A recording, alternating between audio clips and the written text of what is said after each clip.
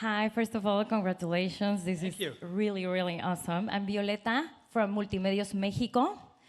And working on a film like Frankenstein requires a very specific vision for makeup, for hair. And how did collaborating with Guillermo del Toro influence your creative choices and help bring his unique aesthetic to life? Go ahead.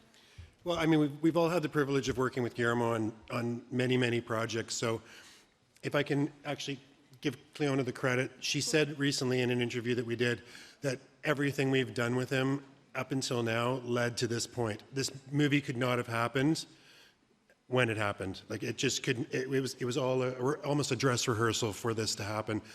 He's just so clear and concise in what he wants, and we can almost second guess him, and it was just a privilege to be a part of it and to see his dream come true.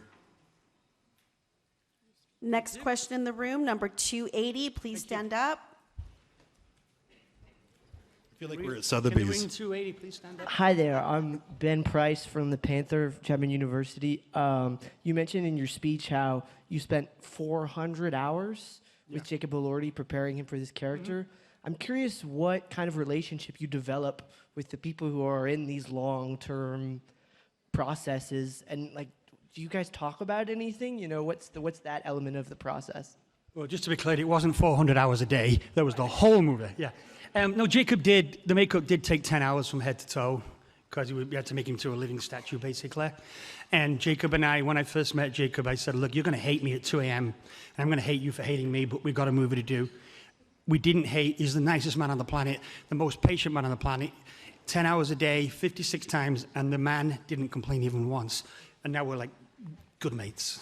You know, and I want to add something too. So when Cleona and I would start work every morning, these guys were already working for 5 or 6 hours. They'd been there since like midnight in some cases, and we would come in at 6 or 7 in the morning to start putting the regular cast through.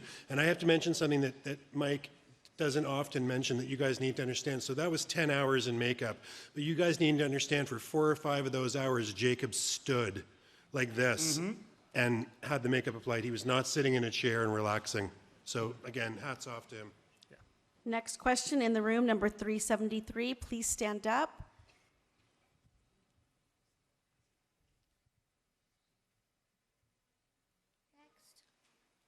And they left. Huh? Okay, we'll go to virtual, and the next question will be virtual, so you'll be speaking to the camera. It is The Point. Hi, this is Grace Chavez from The Point. First, I just want to say congratulations. I love Frankenstein, so congrats on this amazing win. Frankenstein has been done many, many times, so I'm curious, how did you come up with a creative makeup design, and were there any challenges with that along the way? For the creature, yeah, you basically just had to start afresh and you know, don't look at any past interpretations, and also don't care if there's an overlap. What are we going to do? This, you know, this creature's been around for hundreds of years now. So it was basically make him look like he stepped out of the 1800s.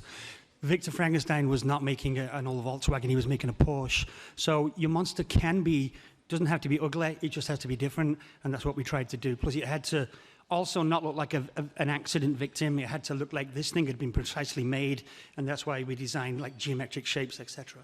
Thank you. Final question will be in the room, number 357. Please stand up. Luis Miron, Access Total.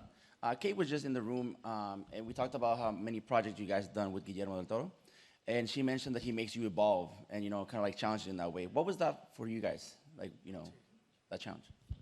For me, as hair designer, he's pushed me further every single movie. I think I've been with him 15 years and maybe 8 projects or more.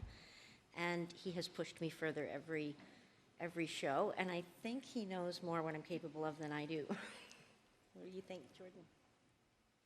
Well, you know, Guillermo himself was a makeup artist when he first started out.